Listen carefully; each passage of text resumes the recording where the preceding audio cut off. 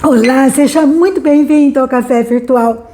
Você já está inscrito no nosso canal? Se ainda não tiver, se inscreva, ative as notificações e você será avisado quando novas mensagens forem publicadas. E hoje eu gostaria de falar com você sobre o tema lealdade. Artigo raro, não é verdade? Pessoa leal, pessoa que não é oportunista, que não tem segundas intenções, que está com você quando você está vencendo, quando você está perdendo. É aquela pessoa que você pode contar em todo o tempo. E para conversar sobre esse tema, eu gostaria de ir lá para a história de Jonatas. Jonatas viveu por volta de 1000 anos antes de Cristo. E Jonatas era filho do rei Saul, herdeiro do trono. E ele começa a ver então o quanto seu pai está irritado, perseguindo o Davi. E ele então questiona o pai com relação a isso. E Saul, muito irado, ele atira uma lança contra o próprio filho Jonatas, que se desvia. Sabe, Jonatas então vê que o pai não está para brincadeira e corre e avisa Davi com muita lealdade no coração. Ele conta que o pai realmente planeja e vai matar o rei Davi. Então pede a Davi que se afaste. Então Davi e Jonatas conversam e eles fazem um juramento de um cuidar do outro e da sua descendência. Lá em 1 Samuel capítulo 20, versículo 42, diz Jonatas a Davi: vai-te em paz, porquanto juramos ambos em nome do Senhor, dizendo: o Senhor seja para sempre entre mim e ti, entre a minha descendência e a tua. Um pacto de lealdade um com o outro, a sua descendência. Tempos depois, eles vão, rei Saul e 3 filhos vão na batalha no Monte Gilboa contra os filisteus, e os 4 morrem ali. O Davi, ele chora muito a morte do seu amigo Jonatas, e ele então, o rei Davi, ele é elevado ao trono, e ele então se torna o rei de Israel. E ali, como rei de Israel, ele toma uma atitude muito linda. E lá em 2 Samuel, capítulo 9, versículo 3, Davi, ele procura um servo de Saul, que tinha trabalhado para Saul. E ele procura esse servo que chama Siba e fala assim: não há ainda alguém da casa de Saul para que eu use eu da vontade de Deus para com ele? Então Siba respondeu ao rei: ainda há um filho de Jonatas, aleijado de ambos os pés. Então Davi fala: traga esse rapaz aqui para mim. Esse rapaz chamava Mefibosete. Ele chega até Davi, ele se inclina, ele está assustado, com medo. Ele se sente limitado, ele se sente pequeno. Ele mora numa cidade pequena chamada Lodebar. E ele vai então para Jerusalém, que é uma grande cidade, e ele se sente um nada. Ele que nasceu num berço de rei, com mantos reais, ele está agora todo esfarrapado, todo uma pobreza, numa miséria, numa cidadezinha pequena, aleijado. E ele se inclina perante Davi, e Davi fala: não temas, porque usarei de bondade para contigo por amor de Jonatas teu pai, e te restituirei todas as terras de Saul teu pai, e tu comerás pão sempre à minha mesa. Então Mefibosete, ele se inclina perante Davi e diz: quem é o teu servo para teres olhado para um cão morto como eu?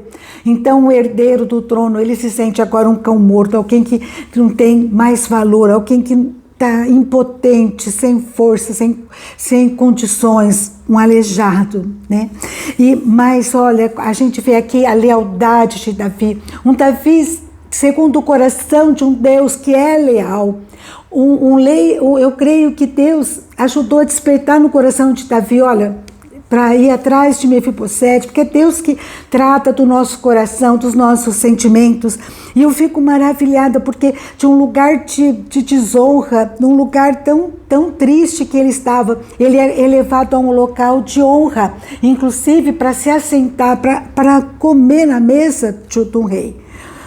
Olha como Deus, ele é leal, ele devolve a gente para o nosso lugar de direito, ele nos vê.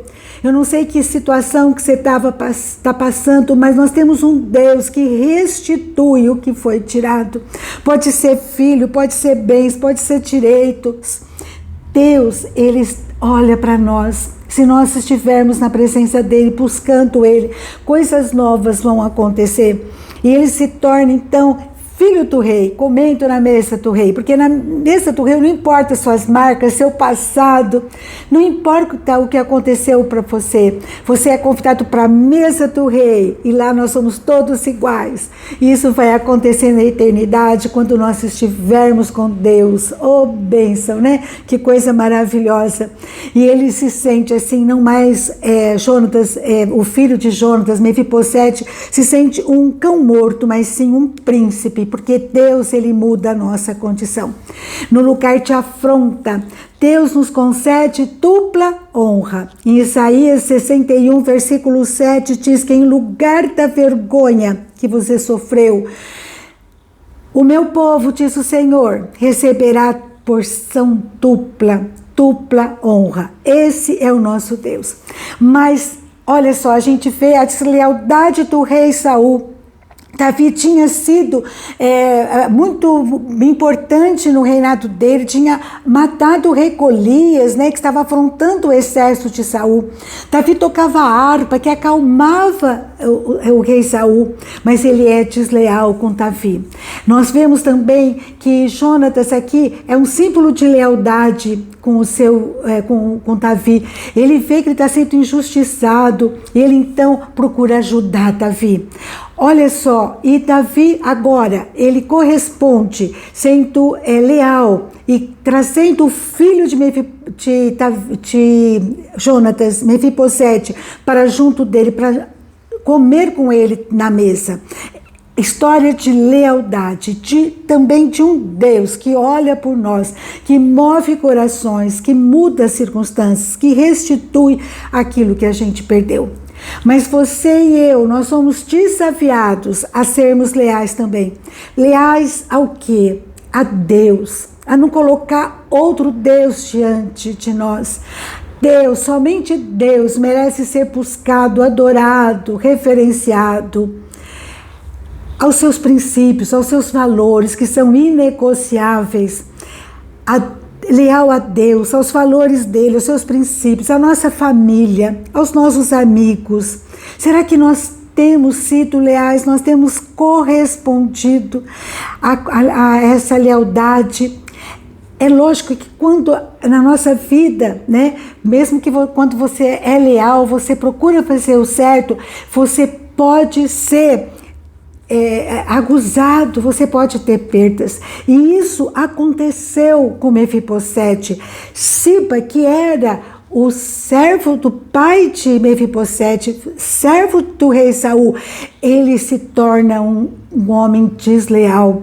E ele acusa Mefibosete de trair Davi, de querer o trono de Davi. E ele acusa de uma forma errada, de uma forma injusta.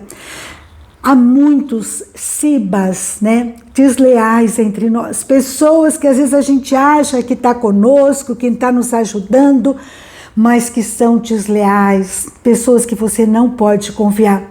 Mas louvado seja Deus, porque a verdade prevalece. A sua palavra fala que um dia tudo será revelado. E então, Deus nos abençoa, Deus nos ajuda. E nenhuma arma, nenhuma palavra preparada contra nós prosperará, porque nós temos um Deus que nos ajuda, que é fiel a nós. Que coisa maravilhosa, porque Davi percebe, né, as intenções de Siba e entende que Mefibosete não é desleal. E Mefibosete, ele recusa inclusive a herança dele. E ele fala assim, que o que ele importa, ele está junto com Davi. Não importa que ele não tenha bens, mas ele quer estar junto com Davi, ser leal ao trono que Deus instituiu naquele momento. Não importa o que somos, o que fizemos, as marcas que trazemos. Mefibosete traz marcas difíceis. Ele Fica aleijado porque quando a babá que cuida dele fica sabendo que o pai e os irmãos tinham morrido, ela foge com ele, porque ela sabe que ele era o herdeiro do trono, que ele podia ser morto pelos filisteus. Alguns dizem que ela tinha também medo de Davi, que Davi matasse Mefibosete. Mas enfim, ela foge com ele e ela tropeça, ele cai e então ele machuca, quebra os 2 pés e ele fica aleijado. Uma marca tão difícil. Ele que era um rei, todo cheio de conforto, ele vai ser colocado num lugar escondido para não ser morto com poucos recursos. Mas não importa o que nós temos, o que fizemos, as marcas que nós trazemos, o que importa realmente são os valores que nós temos preservados. Se nós temos sido fiéis a Deus, a nossa família, os nossos amigos, a palavra de Deus, isso que importa, porque isso é que é eterno, isso que é eterno. Eu estava vendo a história de um homem cônsul de Portugal, na França, ele chamava Aristides Mendes. Foi em 1940, o nazismo estava crescendo e ele fica sabendo que os judeus estavam sendo mortos pelos nazistas. E ele então tem uma ordem do reino de Portugal que não era para liberar vistos para aqueles refugiados, para nenhum refugiado. E ele rapidinho, sabendo que aqueles refugiados eram passíveis de morte, ele faz 30.000 vistos, ele assina para aquelas pessoas poderem sair do país e fugir para um lugar onde não seriam perseguidos e mortos pelos nazistas. Quando é descoberto isso que ele fez, ele perde o cargo, ele fica pobre, a informação é que ele morre na miséria, mas o neto dele fala, meu avô, ele dormia com a consciência tranquila, e isso era o que importava. Ele tinha a certeza que ele tinha feito bem para 30.000 pessoas, pelo menos, né? E ele então, apesar de ser perseguido, da luta que ele enfrentou, ele deixou um memorial, realmente algo extraordinário, que até hoje é lembrado em Israel. Tem uma árvore plantada em homenagem a ele, tem homenagens que têm sido feitas para esse homem Aristides Mendes. Deixou um legado extraordinário. Nós estamos iniciando hoje uma nova semana. Nós teremos desafios, decisões que nós precisamos tomar. Que eu e você possamos realmente nos disciplinar para sermos leais em todas essas decisões, que a gente possa realmente, nas decisões que nós tomamos, evidenciar quem somos, os nossos valores, no que nós acreditamos.